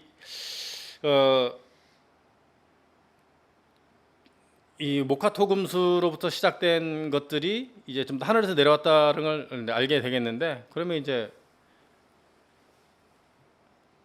자미궁을 땅에 내렸기 때문에 지상의 황제, 천자가 사는 곳은 다 자색입니다. 자색을 사용해요. 심지어는 로마 황제까지. 한번 보세요. 자, 경복궁에 보시면 가장 많은 색이 자색인데, 자색이 보이시죠? 이젠 자색. 예? 자색이 보이시잖아요. 자색 무슨 색인지 모르세요? 이 색깔하고 좀 비슷한데, 이 색깔하고. 예. 자색. 약간 붉은색이죠. 붉은색. 예. 자색이 보입니다. 자, 중국의 자금성. 자금성이 무슨 뜻이냐면요, 자색으로 이렇게 칠해져 있는 외부인이 들어오지 못하는 금지된 성이다.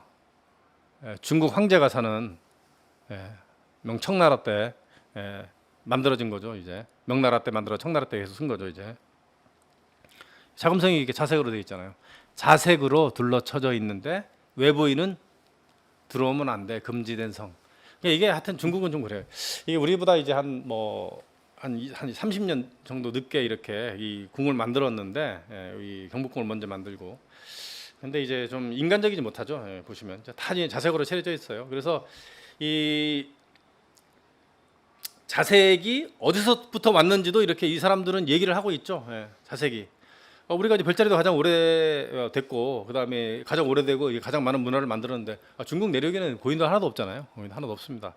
그래서 이제 자색의 기운이 동쪽에서부터 온다라는 것을 이렇게 그 중국의 이제 천산에 꼭대기에 이렇게 해놨는데 최근에 없애버렸어요. 우리가 막 이 얘기하니까 애들이 없애버렸어요. 이 태산이죠. 천산이 아니고 태산. 그 산동반도에 보면 가운데 태산이 하나 있습니다. 거기 가보면 완전히 평지인데 태산 하나만 가운데 툭 솟아 있어서 굉장히 특이한 곳입니다.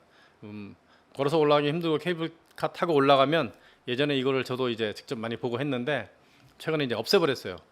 그 뭐 중국의 뭐 이렇게 이 한나라 때 뭐 유방이라든가 아니면 뭐 굉장히 걸출한 그 인물들이 이 동쪽으로 와서 이렇게 제사를 반드시 지냈어요. 전쟁하기 전에 제사 지내기도 하고 천신에게 제사 지내기도 하고. 그런데요, 이런 생각이나 이런 사상은 로마에도 있었다는 거 아세요? 로마. 예. 자, 우리 천자는 이제 자색이잖아요. 자색. 근데 로마의 황제도 자색이에요. 이 이스탄불에 가면은요, 콘스탄티누스 7세의 오벨리스크가 있습니다. 왼쪽에 있는데, 그 밑에 보면 이런 판이 있어요. 여기 판이 있는데, 여기 언제 만들었는지 돼 있죠. AD 뭐 10년에 이제 뭐 10세기에 만들었다고 돼 있나? 하여튼 10세기에 만들었다 이렇게 돼 있는데, 포르피레네투스라는 말이 있어요. 포르피레네투스. 이게 무슨 말이냐면, 콘스탄티누스 7세는 자색 속에서 태어났다. 예, 천자로 태어났다. 황제로 태어났다는 뜻이에요. 자색 속에서 태어난. 그래서 로마의 황제들만 입을 수 있는 색깔 옷이 자색입니다. 자색은 건들 수가 없어요. 예전에 우리도 그랬어요. 한 얼마 전에만 해도 어떤 이제 고관 대작의 집에 들어갔을 때 그 일하러 들어오는 사람들이 자색 옷을 입으면 당장 벗으라고. 어디다 대고 감히. 우리 영감님이나 입어야 될 옷을 네가 어때 아래 것이 그 자색 옷을 입냐 해서 못 입겠어요. 그 정도로 이 자색은 굉장히 고귀한 색이고, 지금도 이제 굉장히 알아주는 색이잖아요. 하늘의 색이고 해서. 그래서 여기 보면 그 유스티아누스 황제입니다. 여기 그 한때 로마의 수도였던 이탈리아 라벤나라고 있습니다. 이 베네치아에서 굉장히 가까운 곳인데, 라벤나의 산 미탈레 성당에 가면 어마어마한 모자이크가 있는데, 거기 보면 여기 보면 그림의 자색처럼 안 보이죠. 이제 좀 모자이크가 좀 바래서 그렇기도 하고, 이제 사진으로 찍으면 이렇게밖에 안 나옵니다. 자색 옷을 입었어요. 왼쪽이 이제 유스티아누스 황제고, 로마의 법전을 만들었잖아요. 그다음에 오른쪽은 그 부인 테오도라입니다. 자색 옷을 입었어요. 이 사람만 자색 옷을 입어요. 그러면 자색에 비슷한 옷을 입을 수 있는 사람이 있냐? 없습니다. 단 로마에서 개선 장군, 전쟁을 하러 갔다가 이기고 돌아온 개선 장군한테는 한 번쯤 입고 들어올 수 있게 해줘요. 그 다음에 못 입어요. 이건 뭐 이제 하인들 이제 부하들이 이렇게 굉장히 대신들이 좀 그런 사람들이 살짝 이렇게 걸치고 있는데 못 입습니다. 그래서 자색이 가장 비쌌고요. 자색을 사기 위해서 그 이렇게 노예 뭐 1,000명에 해당하는 돈도 주고 이렇게 자색 물감 염료를 구하고 했던 그런 것들이 이제 로마 시대입니다. 예. 그러니까 자색은 어마어마한 거죠. 근데 여기도 이런 게 있다 이겁니다. 그래서 로마 황제가 사는 궁전은요 다 빨간색 대리석이에요. 빨간색 대리석, 빨간색 침대, 빨간색 그 이 커튼 이런 걸로 해서 살았습니다. 예, 동서양이 이제 그러니까 이제 태조 이성계도 처음에 이런 자색의 옷을 입었어요. 자색의 옷을 입었는데 나중에 이제 이 제후국이니까 중국의 입장에서는 조선이 제후국이니까 자색 옷을 못 입게 합니다. 못 입게 해요. 예. 괘씸하죠. 자, 경복궁 한번 투어해 볼까요? 자, 경복궁 대한민국 박물관 위에 올라가면 이 볼 수 있는 그 모습인데 뭐 엄청난 사실 궁전인데 그 임진왜란 때 가토 기요마사라든가 이런 애들이 와가지고 맨 처음 들어왔잖아요. 그 동대문을 통해서 뭐 남대문 통해 들어온 애도 하나 있는데 들어왔는데 보니까 세상에 이렇게 화려한 궁전은 자기가 본 적이 없다라는 거예요. 지금의 경복궁 가보면 너무 밋밋하죠. 야 이게 뭐 궁전이 좀 재미없냐 이런 얘기가 듣는데 엄청 화려했대요. 화려하기 몇 번이 불탔으니까 뭐 고정 때도 불타고 뭐 했잖아요. 홀라당 타먹고 해가지고 이제 나중에 복원하고 해서 지금 처음 예전에는 아주 형형색색 도자기로 이 치장을 하고 그림도 어마어마하게 잘 해가지고 정말 놀랬답니다. 너무너무 놀랐대요. 일본 애들이. 근데 다 불태워 먹었잖아 이놈들이. 다 약탈하고. 예. 그렇습니다. 하여튼 이제 이 육조거리죠 여기가 이제 육조거리 이제 태미원에 해당하는 곳에 보면 이런 멋진 모습을 이제 볼 수가 있는데 자 옛날 경복궁의 모습이에요. 13만 평이었고요. 7,225칸입니다. 제일 많이 있었을 때가 7,225칸. 자금성이 9,999칸이에요. 9,999칸. 만 칸은 못 잊는다. 이제 7,225칸에 이제 빽빽하게 들어 있었던 고정대인데 일본 애들이 싹 다 걷어가 버렸죠. 걷어가 버리고 뜯어버리고 불태워 버리고 해가지고 한 40%하고 20% 정도만 남겼었죠. 20%만. 지금은 이제 복원을 하고 있는 중인데 아직도 뭐 한 40%도 복원이 안 됐죠 이제 이런 모습인데 정면에서 정문으로 들어가면서 이렇게 뭐 이 광화문부터 해서 홍예문 뭐 이렇게 근정전 뭐 이렇게 뭐 사정전, 강령전, 교태전 하면서 이렇게 그 향원정이 있고 권천궁 이렇게 있는데 일부러 이렇게 파란색 물을 이렇게 내놨죠. 왜냐하면 이 풍수상 이 경복궁이 뭔가 좀 부족하다 그래서 이 비보 풍수 뭔가 이렇게 풍수에 뭔가를 이렇게 더 첨가한다 그래서 비보 풍수로 그래서 일부러 이렇게 인위적으로 이제 물기를 이렇게 내서 명당의 조건을 좀 더 이제 공고히 했는데 이제 하늘에서 내려온 그 궁전의 모습을 해야 되기 때문에 하여튼 뭐 사방이 겹겹이 그냥 청룡백호 주작 현무예요. 산이 청룡백호 주작 현무도 있지만 그 외산도 있거든요. 외산도 있고 그다음에 각각의 문들이 있는데 문 보면 문 위에 뭐 동쪽엔 뭐 청룡을 그려놓고 서쪽엔 백호를 그려놓고 뭐 이런 식으로 해서 이 명당을 이제 보호하는 수호신들을 굉장히 많이 이제 갖다 놨죠. 그래서 여기에 광화문이 있고 흑례문이 있는데 이 흑례문에 대해서는 좀 특이하죠. 이제 자, 요 일대를 일단 한번 보겠습니다. 이제 광화문인데 광화문 위에 보면 그 28수 28개 별자리에서 내려와 가지고 이제 지키는 이제 이 들개가 하나 있습니다. 들개가 하나 있어요. 여기 보면 이제 28개 별자리가 이제 여러 가지가 있거든요. 각황저방, 신미기, 두려, 위실벽, 뭐 기류미, 필차삼, 하면서 이렇게 쭉 나가는 그런 별자리 이름들이 있는데 그 중에서 하나 내려온 게예요. 내려온. 걔는 원래 지키기 때문에 그 루 별에서 내려왔기 때문에 이제 진짜 물루에서 이제 지키고 있는 이런 것이 있고요. 이제 해태도 마찬가지예요. 해태도 하늘에서 내려왔습니다. 그래서 이 머리 이제 뿔이 있어가지고 그 북쪽을 지키는 자미원의 원래 북쪽을 지키는 그 동물이거든요. 신성한 동물입니다. 이제 법을 집행하고 사람을 딱 봤을 때 죄가 있으면은 이렇게 머리로 받아버린다고 합니다. 그래서 이 사관원이라든가 하여튼 이 법을 관장하는 법을 관장하는 그 사람들은 이 해태의 그 뿔처럼 되어 있는 장식을 하기도 했고요. 지금이 그 검찰총장 역할을 했던 그 사람들은 여기에 흉배에 이 해태를 이렇게 하고 있죠. 이게 법을 집행하고 판단하는 거죠. 이제 해태 꼬리를 쓰다듬으면서 이렇게 마음을 이렇게 정결하게 했다고 합니다. 이게 말에서 내리는 장소예요. 여기가 말에서 내리는 장소에 이렇게 만들어 놓은 거죠. 그러니까 해태가요 무슨 뭐 불을 뭐 이렇게 뭐 막 이게 아니고요. 이거는 뭐 낭설이죠, 낭설. 불을 막는다고 해서 이렇게 했는데 원래 여기 있었던 것도 아니에요. 그러니까 이제 법을 집행하는 그런 장소에 있었던 건데 이제 여기 가져다 놓은 거죠. 이제 가져다 놓으면서 이렇게 된 건데 이게 그 대원이 대감이 이제 이런 식으로 이제 했다고 이렇게 얘기하죠. 뭐 이 비슷한 것들이 이제 고마이누라고 해서 이제 일본에서는 이제 고려게 해가지고 이제 많이들 갖다 놓는데 뭐 이런 모습으로 이렇게 생겼죠. 원래는 여기 있었던 거예요. 여기 정부청사 앞에 뭐 이렇게 법을 집행하는 뭐 사헌부 이런 데 있었던 것이고요. 여기 흥예문이 있습니다. 원래는 홍예문이었어요. 홍예문. 근데 흥으로 바뀌었어요.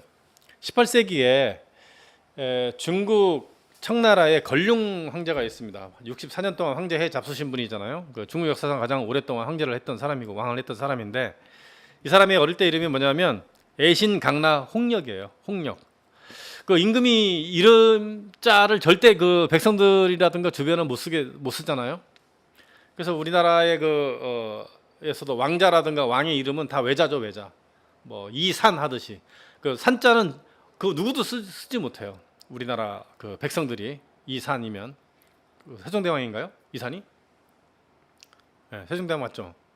근데 이제 애신강나 홍역 홍자를 쓰면 안 되는 거예요. 근데 여기 그 홍예문이라서 이제 나중에 할 수 없이 흥예문이에서 원래 홍예문은 이렇게 얘를 넓힌다. 얘들을 원래 넓힌다라는 뜻인데 이제 얘를 일으킨다라는 뜻으로 이렇게 축소됐는데 좀 기분이 좀 나쁩니다.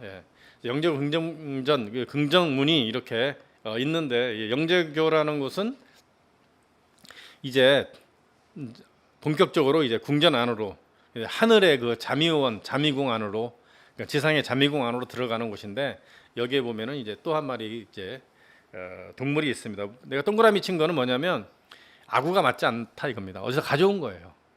가져왔는데 이거를 무슨 뭐 원래 있었던 자리네 뭐네 하는데 뭐 혜태 비슷하기도 하고 제가 보기에는 이게 돼지 같아요. 돼지. 하늘에서 내려온 돼지. 이게 수축이라고 그러죠. 물을 이렇게 관장하고 하는 또 그다음에 토목공사를 관장하고 하는 그래서 이게 토목공사를 했기 때문에 그 돼지를 갖다 놓지 않았을까 생각합니다. 왜냐하면은 이 개하고 돼지가 지금 두 개 다 파게 나와 있는 거잖아요. 자, 개는 광화문 위쪽 물루에 있고요. 돼지는 원래 여기 있어야 되는 거예요. 왜냐하면 이제 좀 이따 설명해 드리겠지만 근정전 주변에 원래 12지신상이 있어요. 자축인묘 진사오미 신유술래에서 12지신상 28개 별자리에서 파견 나온 12지신상이 있어야 되는데 개돼지가 없어요. 개돼지가 없습니다. 그 해석을 못 하는데 우리만 해석을 했습니다. 이거를 개와 돼지는 원래 일을 하려고 갔다. 아니면 임금이 야 이 개 돼지만도 못한 놈들아 하면은 이제 하늘에서 내려온 그 신수한테 욕되게 하는 거라서 이제 멀리 하지 않았나 하는 그런 그 말도 안 되는 추측도 해봤고요. 하여튼 근정문으로 들어가는 근정문이 있습니다. 여기도 보면 임금만 가운데 이렇게 법도로 다니고 여기 문이 또 여러 개 있어요. 이렇게 월화문, 일화문이 있는데 그 뭐 월화문이라는 곳은 이제 무관이 다니고 일화문이라는 곳은 이렇게 이런 게 다 있어요. 다 음행오행에 적용했기 때문에 여기 그 경복궁이라는 것은 이제 뭐 유학이 들어온 이후에 뭐 유교, 불교, 도교, 그 다음에 이제 홍범구주, 그 다음에 그 뭡니까 그 하여튼 이거 뭐야 하여튼 있습니다. 하여튼 이런 걸 적용해서 만든 거거든요. 자, 근정전이 이렇게 생겼어요. 조선의 최고의 이 전각이죠. 정말 멋있습니다. 아주 우람하고 이 대칭이 아주 기가 막히고요. 저랑 같이 경복궁 투어하면은 재미난 얘기 많이 들을 텐데 오늘은 짧으니까 여기 이제 임금이 쫙 들어가는 곳이고 왼쪽에 이렇게 이 사람들이 뭡니까 이 자기 품계를 나타내는 품계석들이 쭉 있는데 임금이 있죠. 등극을 할 때 그 왕이 될 때 이 답도라는 것을 거쳐서 이 패석을 밟고 올라갑니다. 패석. 우리가 폐하 하는 얘기 이제 들어보셨죠? 그 패석 위에 있는 이 임금님을 우리가 밑에서 이렇게 올려다 봅니다. 이런 뜻이죠. 폐하. 근데 각하라고 부르면 안 돼. 각하는 뭐 정승 판사인데 이제 한때 우리 대통령은 각하 했는데 그러니까 대통령을 정승 판사 정도로 취급했던 적이 있었습니다. 이제 뭐 전하 뭐 하기도 했는데 전각 밑에 있는 우리가 임금을 임금님을 우러다 봅니다. 전하 뭐 이런 뜻이고 그다음에 하파라는 거 흥선대원군이 썼었죠. 근데 이제 여기를 밟고 등극을 한다. 등극을 한다 그러면 이게 무슨 뜻인지 아세요 혹시? 임금이 등극을 한다. 예. 그러니까 이제 자미원의 가장 가운데 있는 별이 뭡니까? 북극성이잖아요. 북극성에 오른다는 뜻이에요. 다 별자리하고 연관이 돼 있어요. 등극을 한다. 임금이 등극을 한다. 북극성에 오른다 이런 뜻이에요. 예, 등극을 해서 여기 안에 들어간다 이거죠. 근정역 안에 들어가면 이 자석으로 둘러쳐져 있는 궁전 안에 음양 오행을 상징하는 이 1월 오봉도가 있습니다. 한국, 일본, 중국 중에 한국에만 있는 1월 오봉도. 그러니까 중국은 보면요 음양 오행 이런 게 없었어요. 없었다니까요. 중국은 가보면 그런 걸 찾을 수가 없어. 예. 어디 가도 이렇게 뭐 우리 사신도를 하는데 청룡백호 주작 현무 사신도를 하는데 무덤에 사신도가 있는 무덤도 하나도 없다니까요. 하나도 없어요 중국에는. 별것도 없는 것들이 이제 큰 소리 치면서 우리 걸 또 이것도 자기 거라고 할 수도 있어 또 이게. 근데 중국에서 하나도 발견 안 되니까. 예. 그러니까 이런 게 있죠. 음양 오행을 나타내는 이런 것들이 다 있다 이겁니다. 그리고 그 왕을 상징하는 가운데 천정에 이제 황룡이 있죠. 황룡도 이제 2마리가 있습니다. 2마리. 7개의 발톱을 가진 역사상 7개의 발톱을 가진 용은 경복궁 근정전하고 이제 또 이제 몇 군데 있습니다. 궁전에 하나 있거든요. 경희궁에도 있고요. 28수를 나타내기도 하기도 하고요. 좀 어려운 말로 이렇게 하여튼 천자는 이렇게 5황국을 체로 삼고 7화를 이렇게 용으로 삼는다라는 말이 있죠. 그래서 이제 이 천자는 7화를 용으로 삼기 때문에 채용 관계에서 불의 모습으로 움직인다라는 그런 뜻으로 7개를 했다라고도 해석할 수 있습니다. 제가 그냥 해석해봤습니다. 자, 그래서 이제 아까 말씀드렸듯이 가운데 황룡이 있는데 이제 황룡은 되게 많아요. 이제 살아 있을 때도 황룡이고 죽어 있을 때도 황룡이에요. 아까 이제 1월 오봉도라는 게 임금님이 가시는 곳은 반드시 같이 쫓아가거든요. 앉으면 펼쳐져요. 돌아가셔도 같이 묻고. 황룡도 마찬가지죠. 옛날에 고구려의 그 무덤을 보면은요. 고구려 벽화 강서대묘거든요. 강서대묘 오신도 그려져 있는데 이 위에 보면 무슨 이상하게 뱀처럼 꾸불거리는 게 이게 황룡입니다. 원래 황룡. 죽어서도 이제 황룡이 되는 거죠. 그러니까 이제 죽어서 이제 북두칠성으로 잘 가시라고 그래서 28수 별자리도 다 그려놓고 했던 거고요. 자, 그다음에 이 근정전 주변에 여러 가지 그 신수들이 있다고 했는데 보시면 용들도 있고요, 뭐 토끼도 있고 별게 다 있습니다. 여기 보시면 이제 뭐 이 닭처럼 보이는데 닭 맞습니다. 이제 봉황 이 그림도 있는데 정확히는 이거예요. 정확히 그려져 있는 게 여기 이제 황룡이 있죠. 황룡 옆에 보면 동쪽에 청룡, 백호, 주작, 현무 이렇게 있는데 여기 12마리의 28개 별자리에서 파견 나온 이 동물들이 딱 지키고 있는데 보면은 개돼지가 없어요. 개돼지가 없습니다. 자, 어쨌든 이렇게 멋진 경복궁을 보셨는데 한국에 오면 외국 사람들이 항상 하는 얘기가 있어요. 우리나라 서울은 이 정말 전통과 이 현대가 조화를 이룬다 하는데 이 경복궁이나 이제 아니면 이제 이 주변에 여러 궁전들을 보면 사람들이 진짜 그런 말을 하게끔 이렇게 딱 생겼어요. 보시면 밤에도 아주 진짜 멋있고 요즘 이제 야간 개장도 이렇게 많이 할 수 있는데 자, 짧게 여기서 이제 끝내려고 했는데 짧게 아까 하다가 이제 살짝 지나간 게 있어가지고 이제 하려고 하는데 우리 인간은 벗어날 수 없는 숫자가 있습니다. 우리 북두칠성하고 연관된 이야기를 하려고 하는데요. 죽음을 관장하는 북두칠성 숫자 7이죠. 우리가 이제 관상이라는 걸 보는데 이제 관상이 뭡니까? 상 이목구비 포지션을 보는 거잖아요. 이렇게 바탕이 좋고 이목구비 포지션이 어떻게 잘 잡혀 있는지 포지션이 좋으면 야 잘생겼다, 상이 좋다 이렇게 얘기하고 뭔가 좀 부족하면 상이 나쁘다 이렇게 하는데 그 상이라는 게 뭘로 나타납니까? 7개 구멍이잖아요. 하나, 둘, 셋, 넷, 다섯에서 일곱. 7개 구멍이 얼마나 배치가 잘 돼 있느냐에 북두칠성이 기운을 받은 7개의 구멍이 어떻게 잘 배치되느냐. 물론 이제 구멍이 2개 더 있죠. 안 보이는. 그래서 이제 우리가 이제 북두칠성이 아니고 북두구진 이렇게 얘기하는데 뭐 보성과 필성 이렇게 합니다. 우리가 보필하다 할 때 이제 보성과 필성 이렇게 얘기하는데 보이지 않습니다만 그래서 이제 우리는 북두칠성과 연관된 게 되게 많아요. 뭐 좋은 일이든 나쁜 일이든 무조건 북두칠성과 연관된 것들을 되게 많이 하죠. 이게 그 도깨비라는 드라마를 찍을 때 공유가 제사를 지내는 모습입니다. 보시면 이제 돼지 머리를 갖다가 이렇게 하고 있는데 왜 돼지 머리를 갖다 놨냐? 돼지를 누가 좋아서 그런 게 아니고요. 북두칠성 신에게 7개잖아요. 돼지도 이제 하나, 둘, 셋, 넷, 다섯, 여섯, 일곱. 북두칠성 신에게 제를 지내는 그런 거를 이제 돼지 머리를 갖다가 이제 예물로서 이렇게 하는 모습이고요. 또 7이라는 숫자는 정말 행운의 숫자인 것 같기도 해요. 이 우리나라 예능에 보면은요. 가수도 그렇고 숫자 7과 관련된 그 사람들이 모이면 성공할 확률이 되게 높아요. 우리 그 예능의 숫자 7하고 관련된 게 뭐 있죠? 뭐 있죠? 예? 뭐 있잖아요. 그거 하여튼 BTS도 그렇고요. 예, BTS 숫자 7. 그리고 이제 우리 어머니들이 옛날에 저 어머니도 옛날에 이렇게 하는 모습을 제가 봤어요. 뭐 이렇게 애가 아프다든가 뭐 집안에 뭐 우환이 생긴다든가 할 때 장독대 위에 놓고 칠성님께 비나이다 굉장히 많이 했죠. 예.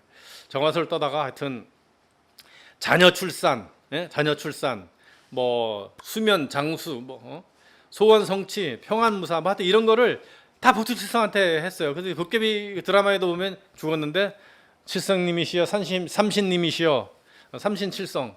예. 우리 장군님 좀 살려주십시오 이렇게 하는데 북두칠성 모습은 이렇게 생겼죠. 제가 이제 그인데 북두구진이라고 합니다. 탐낭 검은 녹점 문곡염정 무곡파군. 그 다음에 이제 보이지 않는 2개의 하얀색 별이 위쪽에 2개 있습니다. 우필과 좌부인데 고상옥황 자미제군 이렇게 얘기를 하고요.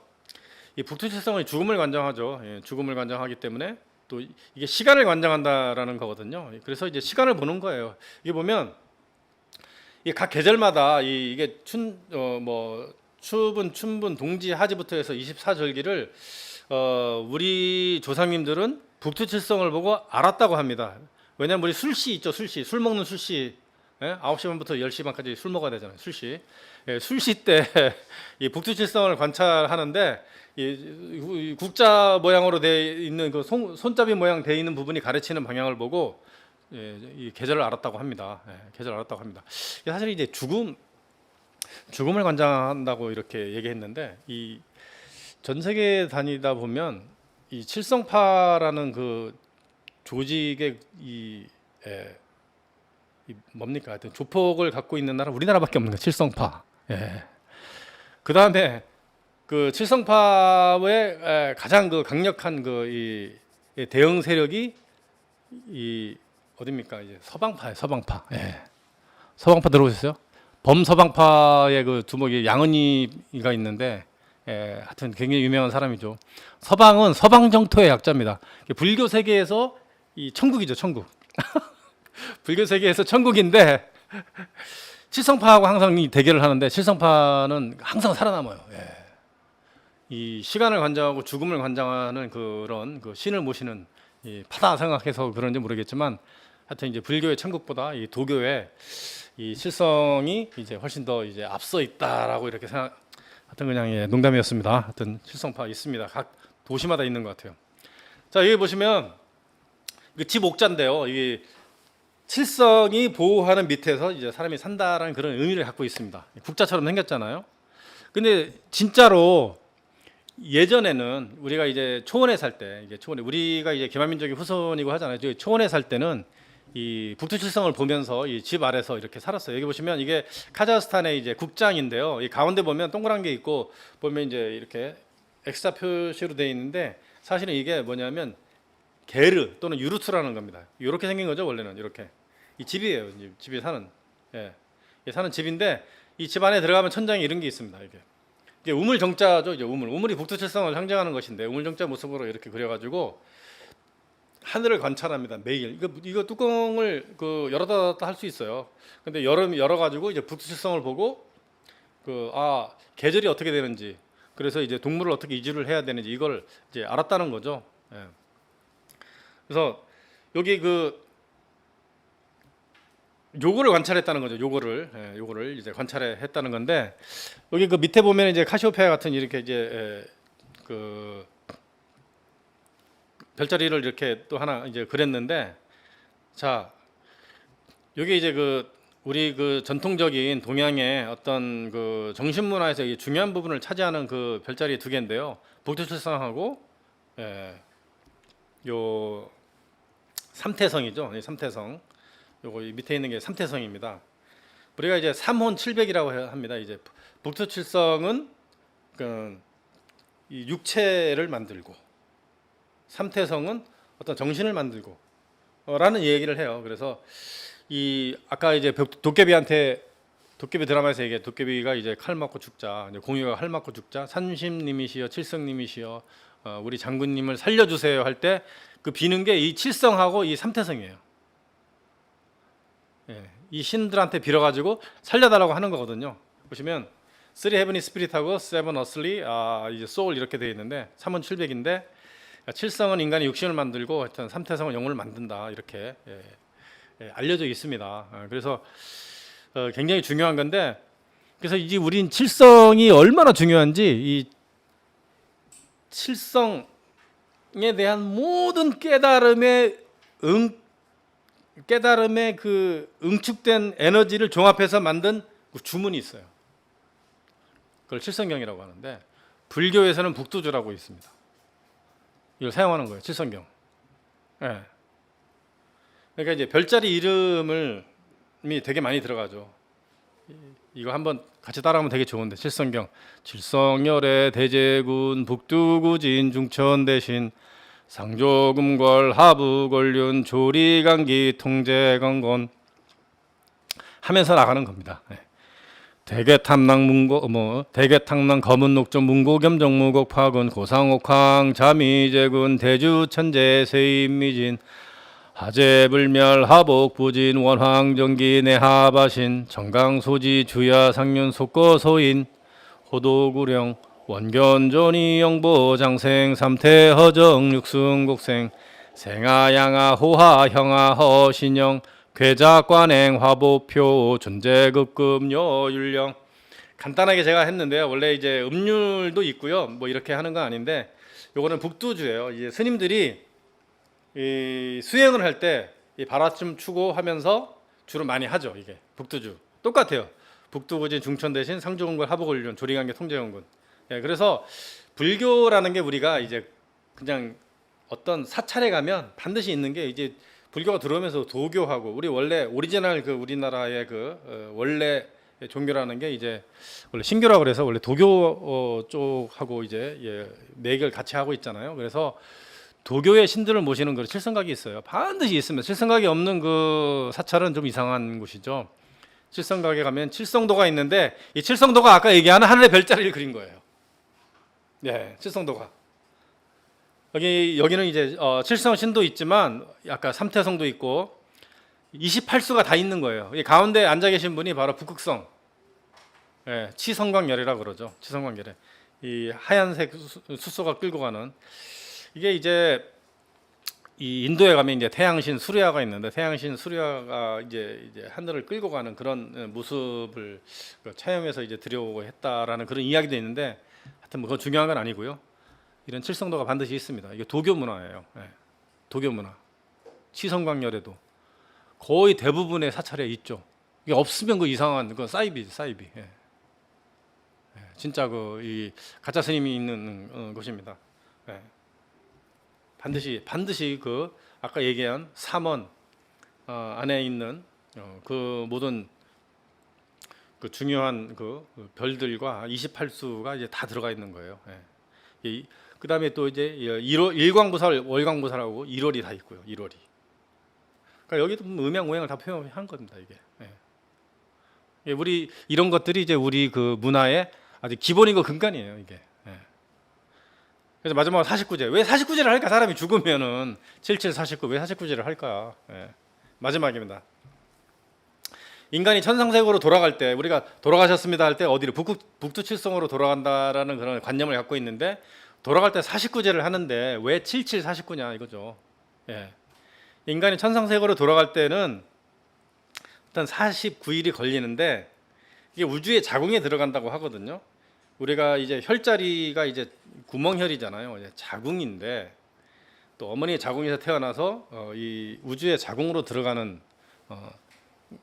건데 들어갈 때 이제 그 각 차크라 여기 차크라가 7개 있잖아요. 여기 하단전에서부터 쭉 해서 이렇게 상단전 밑에 위까지 7개의 차크라가 있는데 이 차크라를 이제 바퀴라고 하죠. 이 바퀴들이 이 생에 살아가는 동안에 업장이 각 차크라마다 걸려 있는데 이걸 푸는데 각각 7일 걸린대요. 7일. 예, 여기 각 차크라가 있는데요.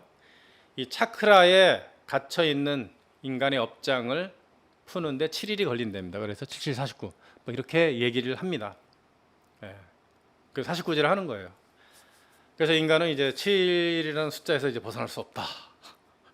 뭐 저희 뭐 관념일 수도 있고 하는데 하여튼 굉장히 중요하죠. 이 수행 문화에서도 중요하고요. 그래서 이제 차크라를 잘 이제 뚫어서 이렇게 이 백회열 있는 데에서부터 이 밑에 회음까지 이제 딱 이제 축맥을 뚫은다 그러는데 이 수행을 잘하면 이제 신선이 됩니다. 예, 나중에 신선 문화를 제가 얘기할 텐데 동서양의 신선 문화 다 있었어요. 기독교 신선 문화 여러분 알면 깜짝 놀랍니다.